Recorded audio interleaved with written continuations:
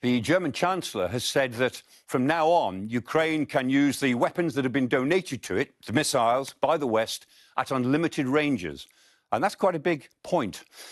Until now, Ukraine has been fairly limited in the ranges it can use these weapons at. But now that restriction is taken off. And there are three main types of weapons that we're most interested in this respect. One is Storm Shadow, the British weapon. There's also a French version called Clarke. It's exactly the same weapon. That's air-launched and very capable.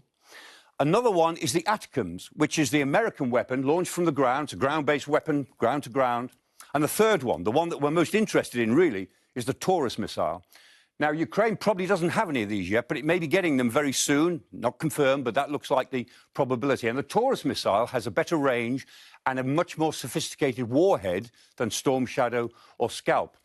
And the reason that these weapons are so important in the next phase of this war is the range that they can cover inside Russia. If we look at a map of the ranges that these weapons may cover, think in terms of a firing point somewhere around the northern frontier of Ukraine, somewhere around Sumy. That's just a guess on our part. But you can see there how much of Western Russia might be covered by these weapons. And there's something else here. Whereas ATACMS has got a fixed range, it's ground to ground, Taurus and Storm Shadow are launched from aircraft. So their range is extended by wherever the aircraft goes. If a Ukrainian aircraft went into Russian airspace and released any of those weapons, then they go even further.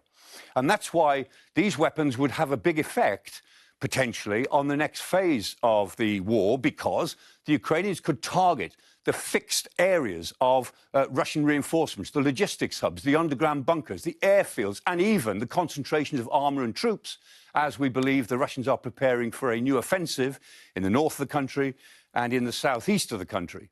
And that's why the Russians are so angry about this statement. They're making all sorts of frightening statements, as they always do. They normally talk about the danger of nuclear escalation. They haven't said it yet, but I'd be surprised if they don't say that in the next 24 or 48 hours. Don't take it too seriously, but that's where we are for now.